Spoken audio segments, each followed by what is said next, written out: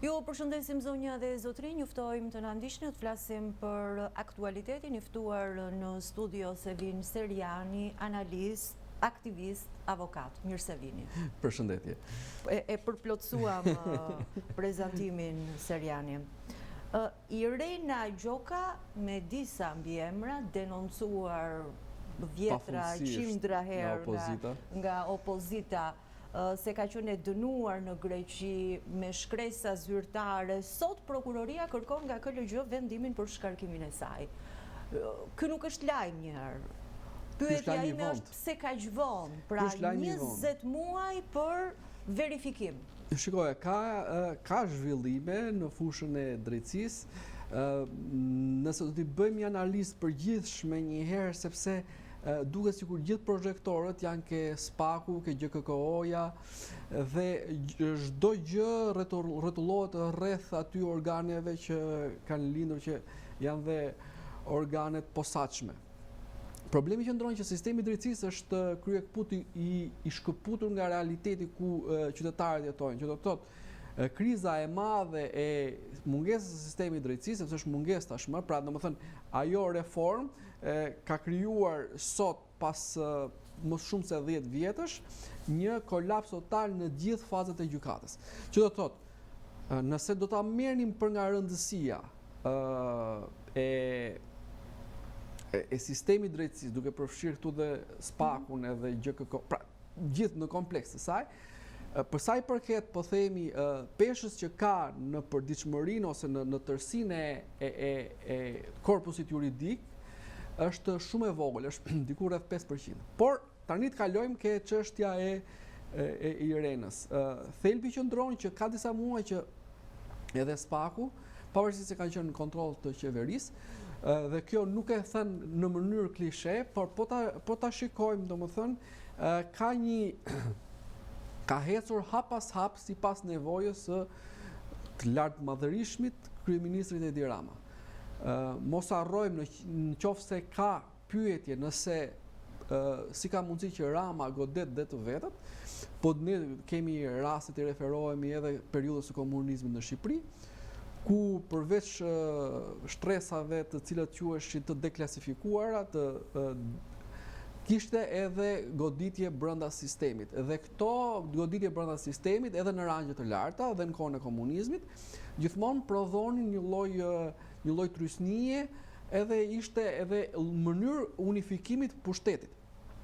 Pra do të thotë, fakti që goditen edhe majtas, ose goditen majtas në rang zëvendës kryeministra ose më poshtë, nuk ka ndonjë gjë të re. Tani të kalojmë ke rasti i Irenës. Irena dhe shumë të tjerë si Irena, mos harrojmë që sistemi i drejtësisë është kryekput produkt i Sorosit dhe si rrjedhojnë. Prandaj e bëra edhe parantezë më përpara që e ka shkputur të drejtën nga, pra, domethënë, shqiptarët janë fokusuar ke ndëshkimi dhe jo ke dhënia e drejtësisë.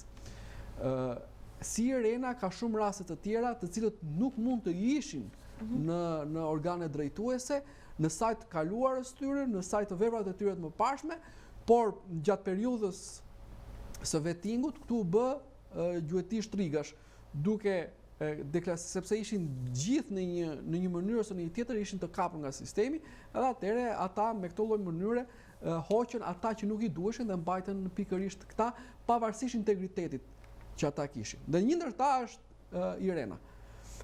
Problemi që ndron, ose më saktë thelbi që ndron, që diku me administratën e Trump, sepse kjo le të themi ka qenë edhe ogur zeza deri para një viti, por edhe një lloj shpëtimi që mund të ketë sistemi i ndëshkimit, do thosha, se i drejtësisë është shumë herë më i gjerë dhe nuk e di nëse do ketë në një dritë bardhë.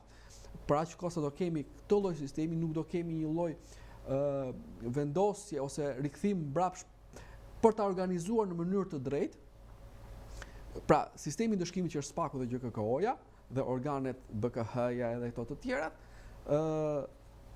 mund të kenë një lloj mënyre një ajër i mundshëm, një impuls tjetër në sajt administratës Trump, sepse ne çfarë bëm? Neve hoqëm të drejtën e check and balance të sistemit të drejtësisë dhe ja dhuruam një shteti tjetër siç është Amerika. apo Bashkimi Evropian, ose më saktë organizmave të ndërtuar prej këtyre shteteve. Sa ka qenë pastaj Dhe unë mendoj që ndryshimi i administratës absolutisht që ka pas një administratës e keni fjalën gjithmonë amerikan.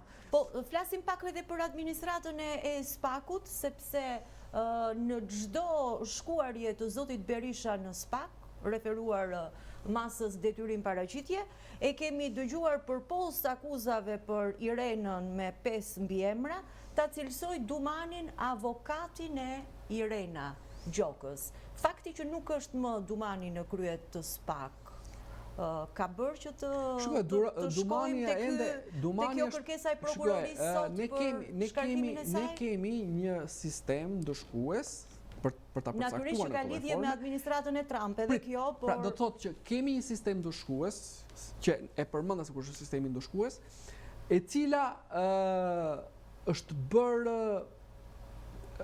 e ka tejkaluar çfarëdo lloj mundësie për nuk mund të zhbëhet dot me një klik. Që do thotë edhe kjo është një proces që do kohën e vet. Patjetër. Mos harrojmë që ideja qëndron që edhe nga opozita kjo ka qenë një marrëveshje me forcë ose jo, por ne kemi përzgjedhur deputetët pikërisht për të marrë vendime të drejta për popullin e tyre, kështu që në atë 140 votë që të trumpetuar, faji ka absolutisht si pozita dhe opozita që është po prapë e njëjta si në 2016 edhe sot që flasim. Që do thotë që ne duhet ta shikojmë sistemin për te akuzave politike dhe të shikojmë në të vërtetë nëse ky sistem a është adeguat për Shqipërinë dhe për nevojat e shqiptarëve apo është farsë e cila do vazhdojë si farsë e tillë pavarësisht po themi retorikës politike, sepse dhe retorika politike e PD-s është e si para 10 vjetëve dhe nuk ka ndryshuar asnjëherë. Nuk ka veprime për ta ndërshkuar këtë sistem të ngritur. Veprimet mbeten gjithmonë në atë, sepse është krijuar një ide që Deus ex machina, që do vi helikopterat, ta marrin e Tiranën, pastrojnë sistemin e drejtësisë, edhe ne do shpëtojmë dhe jemi të lumtur. Ndërkohë që nuk funksionon kështu. Nëse nuk ka elemente të brendshëm, të cilët i kundërvihen sistemit politik, gjyqësor, cili të dy janë të korruptuara, mbase ose të padrejta më saktë. Atëherë në vazhdën e supozimeve e të drejta apo jo në rastin e Berishës, sepse në rastin e çështjes Partizani gjithë sjellja që është bërë me forcë, futja Berishës në arrest shtëpie ishte thuajse e palishme dhe asnjëri nuk u ndjej veten i pafuqishëm për të dalë kundra kësaj sistemi. Ndërkohë që ky sistem duhet ishte parandaluar më përpara që edhe jo lënien e hapësirës boshe që pastaj me ligjet sekondare këta arritën ta ndryshonin, pastaj ta bënin gjithë sistemin në kolaps. Kështu që edhe nga ana e PD-s, edhe nga ana e APS-s gëzojnë peshën e fajit dhe kur pastaj thika drejtohet, kama drejtohet nga vetja e tyre, e bëjnë si tragjedi, po tragjedia më e madhe e kësaj reforme janë qytetarët të cilët i duhen minimalisht 16 vjet për marrjen e së drejtës së tyre, i duhen minimalisht 1 deri në 2 vjet hapjen e një procesi që nga momenti i formulimit të kërkesës padisë dhe dorëzimit të saj. Pra do të thotë që ndryshimet me administratën Trump mund të krijojnë me këtë brahon. Unë jam akoma skeptik, por preferoj deri diku ta besoj. Komunikimi i fundit që pati përfaqësuesja e Shteteve të Bashkuara në Shqipëri? Po, edhe komunikimi që ata patën qoftë edhe me për rastin SPAK-ut, që ata do jenë ata që po themi do pastrojnë politikën shqiptare. Është e bukur ta besojmë, por është hende e erët për të thënë nëse vërtet administrata e re e ka ndikimin e nevojshëm për bërjen e kësaj pastrimi. Është një avancim i mirë që Irena Gjoka tashmë është në këtë situatë. Por them është Dumani si mbrojtësi i saj apo si pjesë e sistemit të drejtësisë, ai nuk është shkarkuar, është ende aty, thjesht nuk është më drejtuesi i SPAK-ut, por është një nga prokurorët e SPAK-ut. A ka gjasa të mos e shkarkojnë Seriani? Shikoj, ne kemi pas edhe rastin e Belinda Ballukut, cilat në mënyrë flagrante duhet ishte shkarkuar, pavarësisht kërkesave të SPAK, por me artifica ligjore, me mos respektimin e afateve, mos respektimin e ligjeve, jemi po prap rreth 2 muaj më vonë, edhe ende nuk ka një akta të cilët vërtet e çojnë zëvendës kryeministrin përpara drejtësisë, që ajo të përballet fillë vetëm pa pushtetin e saj, sepse dhe duper standardi është i ndërtuar. Mos harrojmë që shikoj, ka dhe një element të cilët SPAK-u nuk i ka treguar dhënat e kryeministrit, sepse po do hesim me procedurën e Ballukut dhe të afirmohej ajo, pra nuk është vetëm se Rama ka frikë nga Balluku, por Rama ka frikë edhe nga vetë Rama ose nga pozicioni që ka, sepse nëse do është një precedent i tillë në rastin e Ballukut, shumë mirë mund të ndodhte edhe me rastin e kryeministrit. Po për cilin precedent flisni tani? Për atë që është në gjykatën kushtetuese, pezullimin apo heqjen e imunitetit mandatit që ka ndodhur me të tjerë para? Flasim ke pezullimin, sepse ajo është më e rëndë. Heqja e mandatit. Por Komisioni i Mandateve nuk diskuton më pezullimin. Po, dakor. Domethënë janë dy procese të ndryshme. Si e njëjta çështje. Janë dy procese të ndryshme në mënyrë absolute, por po themi që pra Rama nuk është se ka frikë Ballukun, sepse Balluku e ka kapur Ramën dhe prandaj po hecet me procesin e mandateve në këtë lloj zvarritje, por ke procesi i parë frikën më të madhe në atë pesorashin që ata patën takim në kokë më kokë në kryeministri bashkë me Ulsi Manjën. Mendoj që një nga elementët të cilët e tmerronte Ramën në atë periudhë ka qenë dhe pikërisht sepse një gjë e tillë, një precedent i tillë mund të atakonte edhe atë. Gjëja është në kompleks, një dorë mbron tjetrën. Pra, e një gjë mund të ndodhe edhe në KLG, po thoni që mund edhe të mos e shkarkojnë sepse precedenti çfarë? Unë jam i predispozuar deri më sot mos t'i besoj organeve të drejtësisë në mënyrën se si ata operojnë, sepse në qoftë deri në momentin e fundit, sepse nuk do kishte asnjë shans që Irena Gjoka të ishte pjesë e sistemit të drejtësisë duke ju referuar procesit të vettingut, që është ende është le të themi ajo që bënte filtrimin, dhe në qoftë se ke filtrimi ka ceduar, dhe kemi dhe raste ku kemi gjyqtar apo prokuror të shkarkuar të cilët pas gjykatës së drejtave të njeriut pasi e kanë ankimuar atë, ju është kërkuar rikthimi në detyrë. Pra do të thotë në një lloj mënyre ka shpërthyer sistemin e vettingut. Asaj që ne propagandonim aq shumë që do bëhej nami në Shqipëri dhe fokusi i qytetarëve dhe le të themi ushqimi që shëllë qytetarë nuk ka qenë dhënia drejtësisë, për fat keq, po ka qenë dëshkimi. Megjithëse vettingu më shumë është fokusuar Seriani tek justifikimi apo jo i pasurisë, se sa tek performanca, cilësia e punës gjyqtarëve dhe prokurorëve. Edhe tek integriteti njerëzor. Me shumë pak ja dilnin. Shikoje, ke çështja e pasurisë, ka i diçka nënkuptohet korrupsioni ose veprat e shkuara penale. Më kupton? Që do të thotë në këtë rast, vetëm duke u referuar rastit Gjoka, do e kishte të pamundur që ai të ishte pjesë e sistemit.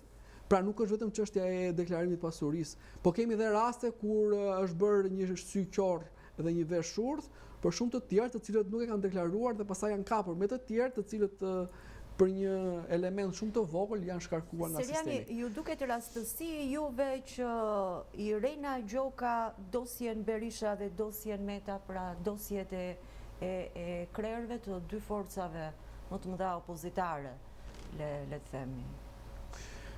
Shkoje. Dhe cili ka qenë qëllimi, pse Irena Gjoka? Dëgjoj, sa më shumë ti je i kapur, më shumë ti do jesh nën presionin për ta çuar detyrën tënde të dhënë, në mënyrë më perfekte të mundshme. Pastaj ne kemi edhe atë shprehjen që i mbyturit të mbyt. Pra do të thotë Irena me futjen e kësaj në sistem, ajo ka qenë gjithmonë e predispozuar. Jo vetëm të kësaj gjëje, por edhe sepse në mosdeklarimet është edhe vepra penale mosdeklarimit. Patjetër. Kështu që në një mënyrë ose tjetër kjo ka qenë e kapur dhe ose kjo duhet të respektonte në çdo hap, le themi, krijimin e këtyre artificave për t'u kapur në bazë palishmërisë, për ta çuar përpara me pushtetin që ato kanë pasur. Dhe kjo ka qenë, le themi, ajo merita që ka çuar deri më sot që të jetë akoma pjesë e sistemit. Tani kjo duhet parë. Kjo duhet parë, thash edhe një herë, unë jam skeptik jo se jam i predispozuar të mos besoj asnjë gjë, por sepse e shkuara e sistemit drejtësisë në tërësinë e saj ka qenë evidente një çbërje të sistemit se sa një ndërtim konkret të saj. Seriani, Këshilli i Europës para disa muajve do të na bënte me dije që nga vendi 46 kemi zbritur në vendin e 92 sa i takon çështjeve të gjyqësorit dhe jemi të fundit në Europë. Kështu që natyrisht vite më parë është cituar edhe në Parlamentin Evropian, që është një reformë që nuk këshillohet të implementohet në Kosovë apo në Bosnjë, kështu që e kemi shumë të qartë si ka funksionuar duke mos funksionuar. Tani, çfarë desha të pyes prapë? Para disa minutave ndoqëm Tedi Blushin, kreun e grupit parlamentar të Partisë së Lirisë, i cili tha të mblidhet urgjent Komisioni Parlamentar i Ligjeve dhe të thërras me urgjencë krerët e institucioneve të drejtësisë. Sepse zakonisht lajme të tilla kalojnë pa rëndësinë e duhur. Seriani, pra 20 muaj për të verifikuar nëse ishte e dënuar apo jo në Greqi një gjyqtare që më lejo dhe një gjysmë pyetje tjetër që mos të ndërpres në vazhdim, dhe meqense jeni avokat me profesion nga ana juridike, vendimet e gjyqtares? Vendimet e gjyqtares janë vendimet e gjyqtares. Ato duhet respektuar derisa do ketë ankimime në shkallët e më sipërme duke respektuar sistemin gjyqësor. Janë të lishme, janë të palishme, janë të drejta, janë të pa drejta, pastaj pikërisht prandaj janë ndërtuar sistem. Pra, edhe pse zonja ka gënyer në...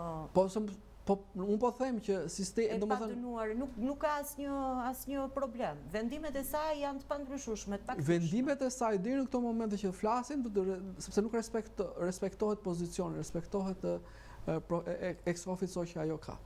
Dhe do thotë gjithë vendimet e saj nuk ka marrë si Irena Gjoj, ka marrë si gjyqtare që ka qenë aty. Ata që tjerë që do marrin çështjen do ta vlerësojnë pastaj nëse se si do procedojë, se si do vazhdojnë gjykimi i mëvonshëm. Por nuk është se ato zhbëhen fakti sepse kjo do dalje dënuar apo se si do jetë le themi rrethana saj pas llogaridhënie nga krerët e institucioneve të drejtësisë për faktin që pjesë integrale e sistemit tonë gjyqësor ka qenë një gjyqtare. Po s'është një gjyqtare. Pra unë marrim këtë indicje për të shkuar tek llogaridhënia dhe tek ideja që ndron që ka shumë. Domethënë ka shumë me të shkuar të dyshimt. Kjo ishte, po themi, më e predispozuar sepse ishte edhe më flagrantja. Thash, unë shpresoj që sistemi se ka dhe i diçka, domethënë që problemi më i madh është fuqia ose që ka marrë spaku duke pasur në kontroll dhe gjykatën. Duhet kuptojmë që gjyqtari ka përballë avokatin edhe prokurorin si palë dhe nuk mund të jetë njëra mbi tjetrën, sepse pikërisht prandaj sjellim ndryshimin ose zhbërjen e sistemit të drejtësisë. Dhe kjo ndodh që spaku ishte një lloj xhandari edhe kundrejt gjyqtarëve të tjerë, me pushtetin që kishte. Dhe kjo ishte një nga deformimet e tjera. Që ka, asgjë s'ka ndryshuar. Absolutisht, tani ideja që ndron që a do rikthehet drejtësia e ndëshkimit, sepse se unë du ta përmend edhe duhet ta theksoj këtë gjë. Një tokë fjalë shumë interesante është Seriani.